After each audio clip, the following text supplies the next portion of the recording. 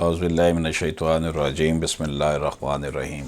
अस्सलाम वालेकुम दोस्तों, आज हम एक बड़ी इम्पॉर्टेंट गार्डियन कोर्ट के हवाले से, गार्डियन लॉ के हवाले से, सेक्शन 25 की पिटिशन के हवाले से एक इम्पॉर्टेंट जजमेंट देखेंगे, जिसमें शेड्यूल जो है, बच्चों की मुलाकात का शेड्यूल बनाने के हवाले से बात की गई है कि इसमें जो इशू उठाए गए हैं। पहले मैं आपको बता दूं कि ये 2022 LHC 7798 ये है जनाब इसका जजमेंट नंबर। जस्टिस अनवार हुसैन साहब ने इस केस को सुना। इसमें जो इशू उठाए गए हैं वो ये हैं कि बच्चा अगर बाप के पास नहीं है तो क्या बाप उसको मिलने के लिए सूट फाइल कर सकता है, दावा दायर कर सकता है, केस दायर कर सकता है। और दूसरी बात यह है कि दूसरा एक इशू इसमें डिस्कस किया गया कि मेन चीज़ क्या है जब अदालत ने विजिटेशन शेड्यूल बनाना है तो कौन से फैक्टर को इम्पॉर्टेंट फैक्टर है, जब पैरामाउंट कंसिडरेशन क्या है, जो चीज़ देखनी है कि बच्चे का शेड्यूल मुलाकात का बनाते हुए अगर वो माँ के पास रह रहा है तो बाप के पास, अगर उसको मुलाकात का बाप ने शेड्यूल मांगा है तो उसके लिए क्या है। दूसरा ये है कि whether the guardian court can assume that an overnight stay of the minor with non custodial parent is harmful और beneficial by applying a straitjacket formula. तो क्या दूसरा ये है कि क्या गार्डियन कोर्ट ये अज्यूम कर सकती है कि बच्चे का अगर अपने वालिद के पास रात अगर वो जाकर रहेगा तो इससे बच्चे को कोई नुकसान पहुंच सकता है। ये तीन इश्यूज़ हमने इस केस में डिस्कस करने हैं जो मैंने आपको बताया। अब इसमें सूरत हाल ये थी कि बच्चा माँ को दे दिया था बाप ने, माँ ने तलाक ले ली थी, बच्चा माँ के पास था, माँ ने बाद में दूसरी शादी कर ली, अब उसके और बच्चे भी हैं। अब माँ बच्चे को अपने साथ ले जाने के बजाय उसने अपने वालदैन और भाई को दे दिया, यानी बच्चा अब अपने नाना नानी और मैटरनल अंकल यानी मामू के पास रह रहा है। बाप ने अब उसमें विजिटेशन शेड्यूल मांगा है। उसने बाप ने जब 25 के तहत पिटिशन दायर की गार्डियन एंड वार्ड एक्ट के तहत, तो गार्डियन एंड वार्ड एक्ट के तहत गार्डियन कोर्ट ने, ट्रायल कोर्ट ने उसको जो शेड्यूल बना कर दिया उसमें यह था कि हर 15 दिन के बाद वो एक रात अपने अब्बा के साथ गुजारेगा और इस तरह ईद की छुट्टियों में भी 2 दिन गुजारेगा। इस तरह यानी कि एक पूरा पैकेज था जिसमें नाइट स्टे शामिल थे। लेकिन जो माँ थी उसने इसको जो है ना वो कहा कि जी ये बात तो गलत है, कहीं ये लेके बच्चे को अदालत की हदूद से लेकर भाग ही ना जाए। ये उसने अपनी जो है ना वो कंटेंशन जो है अदालत के सामने रखी।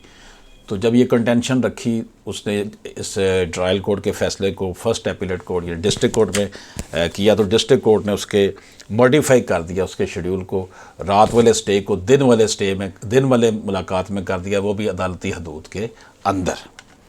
अब ये हाई कोर्ट में जब केस आया तो हाई कोर्ट ने इसको मुख्तलिफ अंदाज में देखा कि the law on the subject is contained in the act, the parents who does not have custody has the visitation right. Being a non-custodial parent, a non-custodial parent has a right to file a suit for visitation right.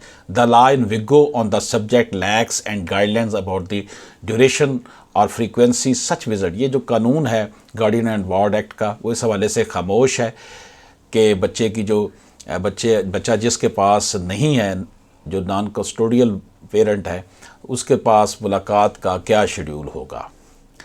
इसी तरह जो Paramount consideration है बच्चे की फलाह बहबूद है, जब ये बच्चे का विजिटेशन राइट देना बच्चे को मिलने के लिए अपनी माँ या बाप से, तो उसमें ये देखा जाएगा कि बच्चे की वेलफेयर की देखनी है। क्योंकि ये है कि बच्चा जब माँ ने दूसरी शादी कर ली हुई है, वो भी नहीं पास रह रही, बाप के पास वो भी नहीं जाता, तो अगर नाइट स्टे करेगा तो कुछ थोड़ी सी उसके अंदर अमांगी पैदा होगी, बाप के साथ उसकी जो है वो एक एफिलेशन लेवल ज़्यादा बेहतर बनेगा। तो बाप को ये हक ना देना जो है वो गलत बात है। इस हवाले से in case reported as Umar Farooq versus Khushbakht Mirza PLD 508 Lahore 527 का जिक्र किया है, रेफरेंस दिया है। Held that parents specially father being a natural guardian has an inherent right to properly and effectively participate in the upbringing of the minors while developing proper bonding and love with the minors that can only be achieved if the visitation schedule is charted out in such a manner that the non-custodial parent meets the child in a pleasant, homely and responsive environment on frequent and regular basis। तो जनाब ये तब भी हो सकता है कि जब ये फ्रीक्वेंटली वालद बच्चे के साथ मिले, होमली माहौल में मिले, एनवायरनमेंट अच्छा हो, रेगुलर बेसिस पे मिले, तब बच्चे की ज़हनी ग्रोथ बेहतर हो सकती है। Certainly the courts premises is not such place where minor can have, minor को वहाँ पर कंड्यूसिव इन्वायरमेंट नहीं मिल सकता कोर्ट प्रेमिसेस में जो बच्चे को मिलवाने की बात की गई है। और जहाँ तक ओवर नाइट स्टे है, उस हवाले से ऑनरेबल हाई कोर्ट ने अपने फैसले में लिखा कि over night stay of a child of A tender as with non-custodial parent may not be advisable. Similarly, there appears to be no harm in allowing overnight stay in a case of a male child over 7 years of age. उन्होंने जी दूध पीता बच्चा जो है उसका तो ठीक है, रात का स्टे मुमकिन नहीं है, लेकिन एक बच्चा जिसकी 7 साल से ज़्यादा उम्र हो चुकी है वो है भी मेल चाइल्ड है, तो वो कोई हार्मफुल नहीं है। These aspects should be kept in mind while checking out the visitation schedule. Therefore, the fact whether the guardian court can or should assume that an overnight stay of the minor with non-custodial parent is harmful or beneficial until proved otherwise is a question which cannot be answered by way of applying a straitjacket formula and invariably has to be decided by keeping in view peculiar facts of every case on its own merits। इसलिए जब भी अदालत ने night stay के हवाले से, over night stay के हवाले से फ़ैसला करना है, तो फिर उसमें ये देखना है कि हर केस के मेरिट्स अलग-अलग है, हर केस के सर्कमस्टेंसेस अलग-अलग है। उन सर्कमस्टेंसेस, हालात व वाक़यात और केस के मेरिट्स के मुताबिक फ़ैसला करना है कि बच्चे को वालिद के पास रहने की इजाज़त ओवर नाइट स्टे देनी चाहिए या नहीं देनी चाहिए। तो नाज़रीन इकराम, इस तरह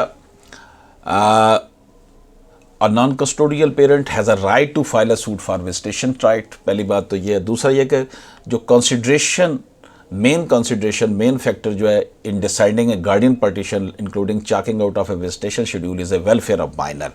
और तीसरा जो अपने इशू इसमें डिस्कस किया, the guardian court can not assume that N overnight stay of A minor with non custodial parent is harmful or beneficial by applying a straitjacket formula, but it can be decided by keeping in view peculiar facts of every case on its own merits।